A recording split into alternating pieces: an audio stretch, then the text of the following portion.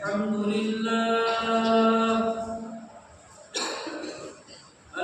لله نحمده ونستعينه ونستغفره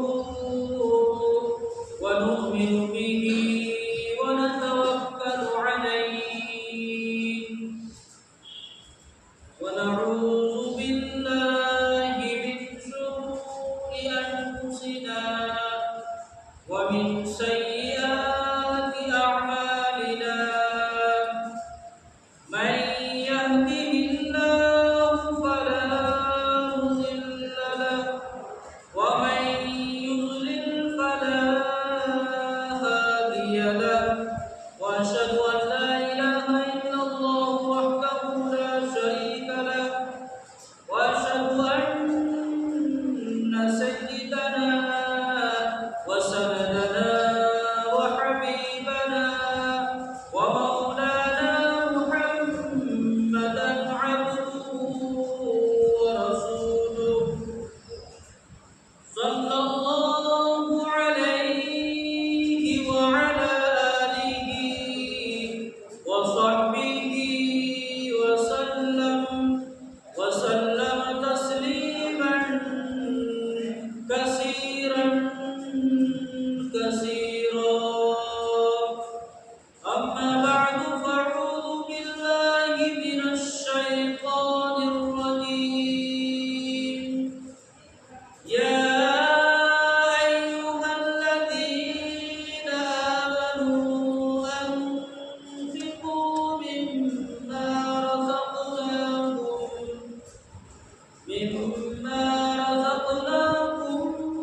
من قبل أن يأتي يوم لا بيع فيه ولا خلة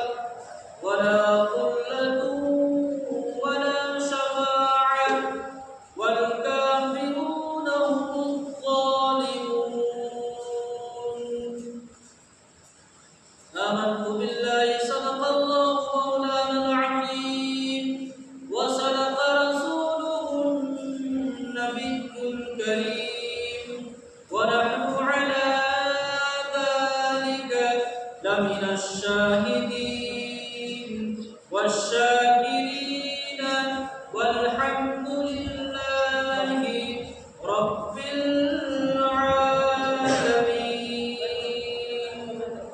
اللهم صل على محمد وعلى آل محمد كما صليت على إبراهيم وعلى آل إبراهيم إنك حميد مجيد اللهم بارك على محمد وعلى آل محمد كما باركت على إبراهيم وعلى آل إبراهيم إنك حميد مجيد मेरे मोहतरम बुजुर्गों और नौजवान साथियों, अल्लाह रब्बुल इज्जत का बड़ा करम एहसान है हम सब पर कि अल्लाह ने हम तमाम लोगों को दीन की बातें सुनने सुनाने की तौफीक अता फरमाए। अल्लाह रब्बुल इज्जत जिससे मोहब्बत करता है उसको अपने घर में बुलाता है और नहीं तो आदमी सारा चीज जानकर भी कुछ नहीं कर पाता। अल्लाह रब्बुल इज्जत की तरफ से सबसे बड़ी नेमत यह है कि हमें उसके सामने झुकने का मौका मिले। अल्लाह रब्बुल इज्जत इसे 2 रकात नमाज पढ़ने की तौफीक दे दिया। यूँ समझिए कि दुनिया की सारी दौलत उसके हिस्से में आ गई और दुनिया की सारी चीजें हमारे पास है,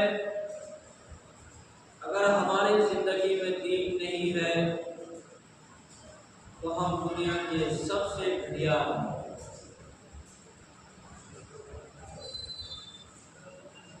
अगर जिंदगी में दीन नहीं है और दुनिया की सारी चीजें हैं, तो यूं समझिए कि अल्लाह रब्बुल इज्जत की तरफ से फटकार है।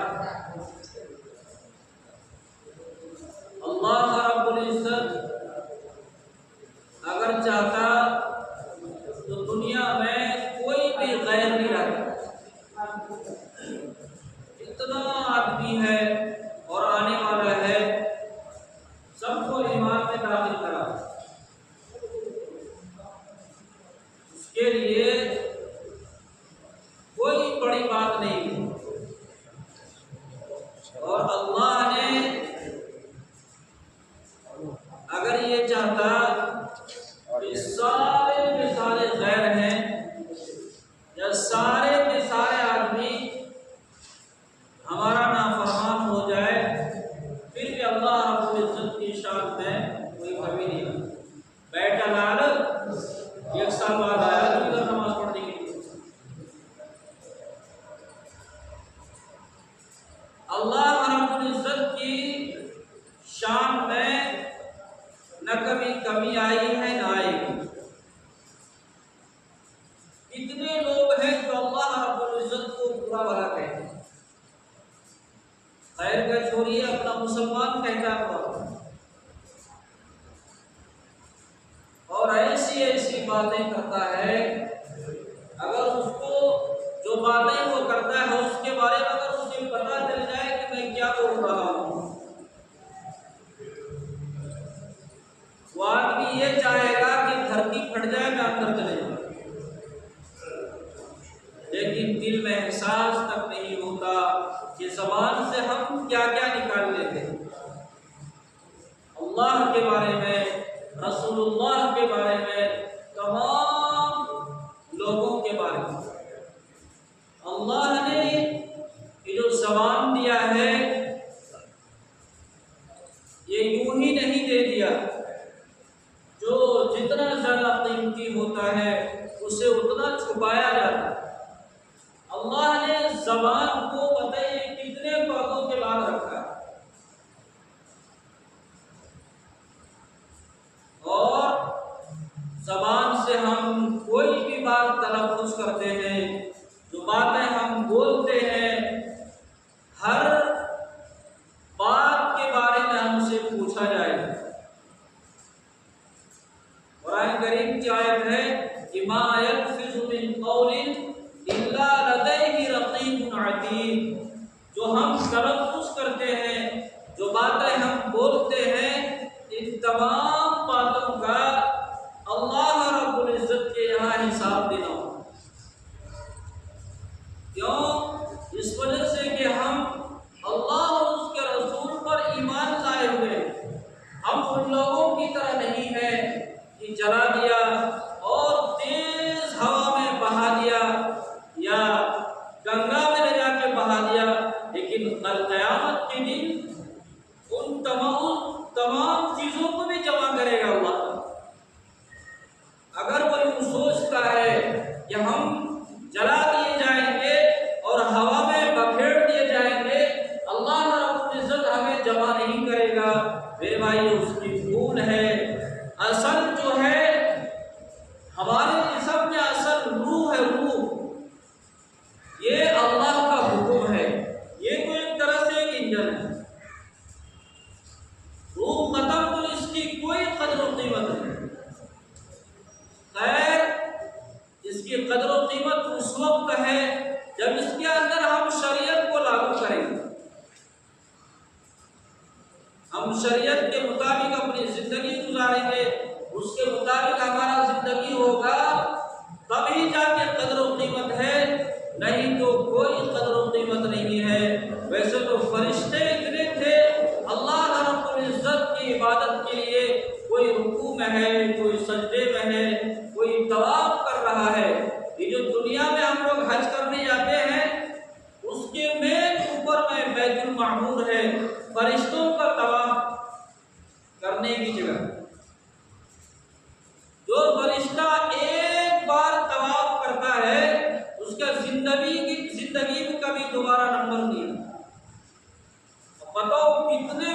लेना। और उसके बीच हम इंसानों को पैदा किया। हालांकि फरिश्तों ने मुखालिफत किया था कि आप एक ऐसे कौम को पैदा कर रहे हैं जो जमीन पर जाकर फसाद करे और उल्टे सीधे काम करेगी। अल्लाह रब्बुल इज्जत ने कहा कि हम ज्यादा जानते हैं, तुम ज्यादा नहीं जानते। अब यही इंसान जब अल्लाह रब्बुल इज्जत के हुक्म के मुताबिक चलता है तो अल्लाह रब्बुल इज्जत को खुशी होती है। हर चीज का टाइमिंग है ना, हर चीज को अल्लाह ने टाइम से बांधा हुआ है। हम सबका टाइम है, हम सबको अल्लाह ने एक महदूद वक्त के लिए यहाँ पर भेजा है। पता ही हम ही लोग हैं, इनमें से कितने लोग ऐसे हैं जो अल्लाह के कलाम को पढ़ना नहीं जानते, यानी अगर कोई जानता भी है तो पढ़ना नहीं जानता।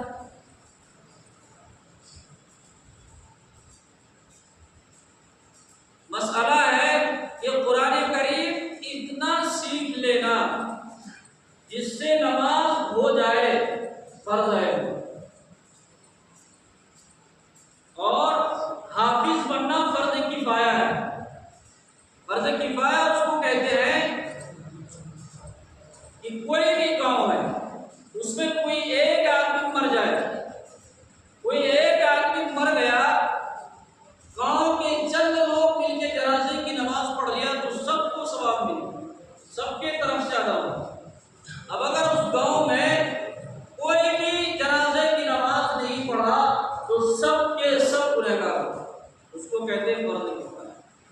फर्ज क्या है कि इतना कुरान करीम आदमी सीख ले जिससे वो 24 घंटे वाली जो नमाज है 5 वक्त उससे पढ़े। कुरान करीम के बारे में आता है कि जमुल फवाइद में हजरत अनस रज़ी अल्लाह अन्हु से नकल किया गया कि आप अलैहिस्सलातु वस्सलाम ने फरमाया कि जो शख्स अपने बेटे को नाज़रा कुरान शरीफ पढ़ाया उसके पिछले सारे गुनाह माफ कर दिए जाते हैं, सिर्फ नाज़रा कुरान पढ़ाने। जो शख्स अपने बेटे को नाज़रा कुरान शरीफ सिखलाया उसके सारे गुनाह माफ कर दिए जाते हैं। और जिस शख्स ने अपने बेटे को हिफ्ज़ कराया कल क़यामत के दिन 14वीं रात के चांद से ज्यादा चमकता हुआ ताज पहनाया जाएगा। सुभान अल्लाह। और कहा जाएगा कि एक एक आयत पढ़ता जा, जन्नत के दर्जों में चढ़ता जा, और एक आयत पढ़ेगा पाप का एक दर्जा बुलंद किया जाएगा।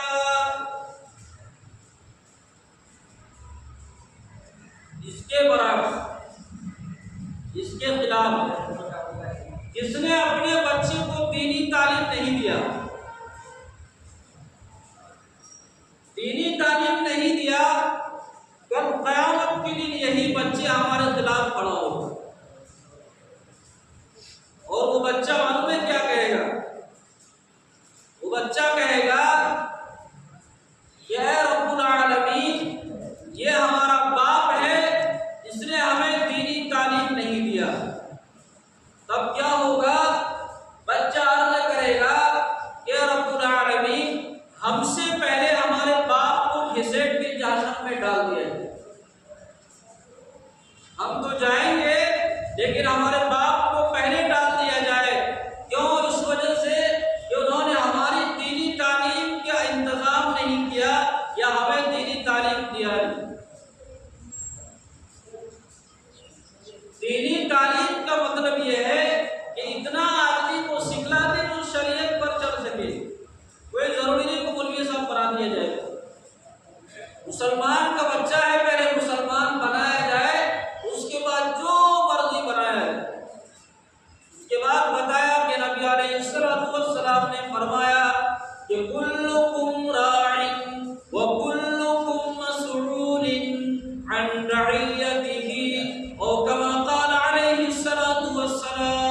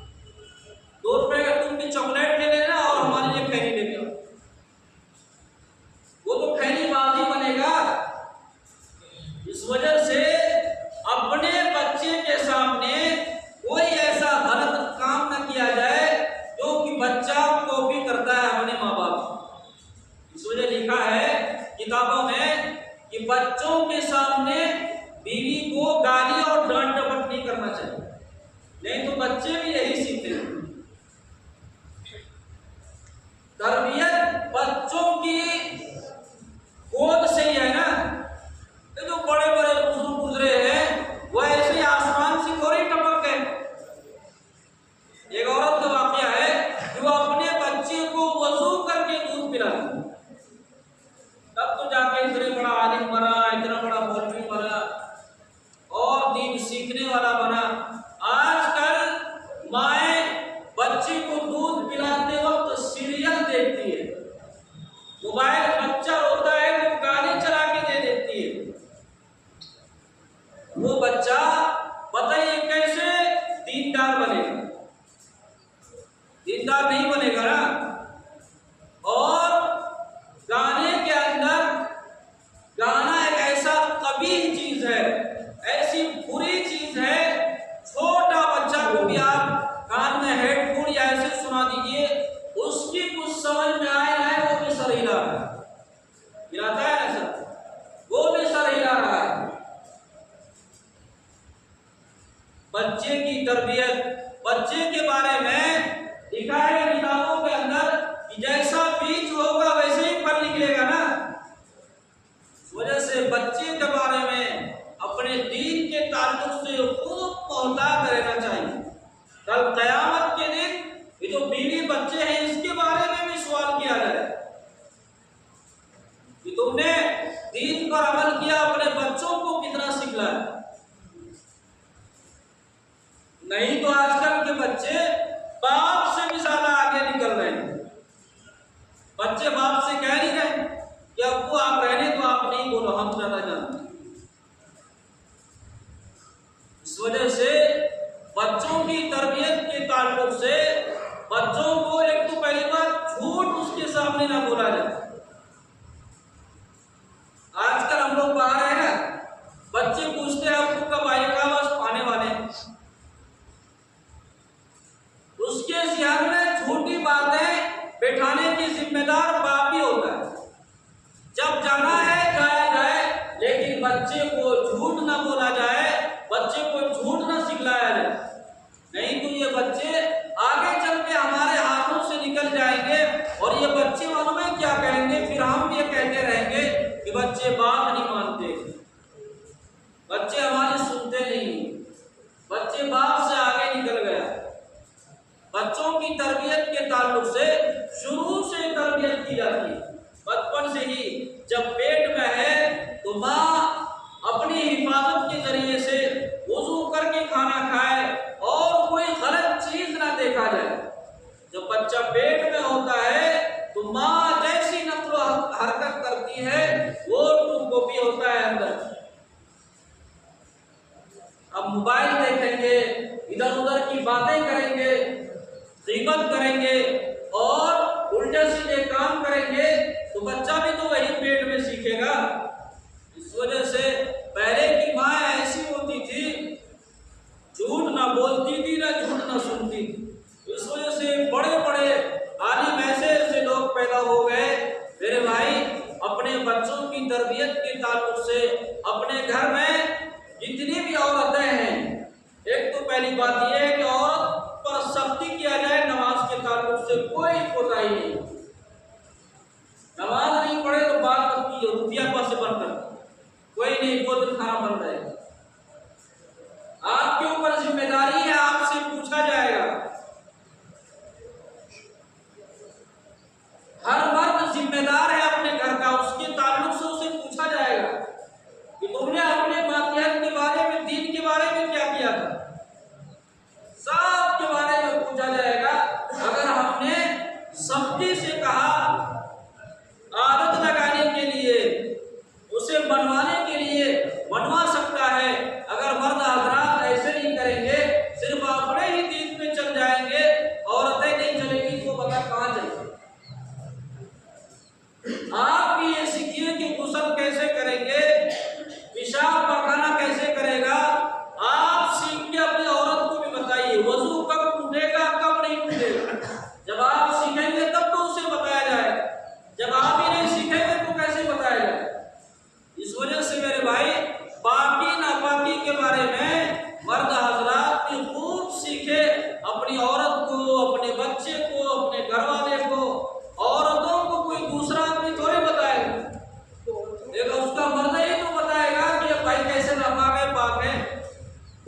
चीज़ों के बारे में ध्यान दिया जाए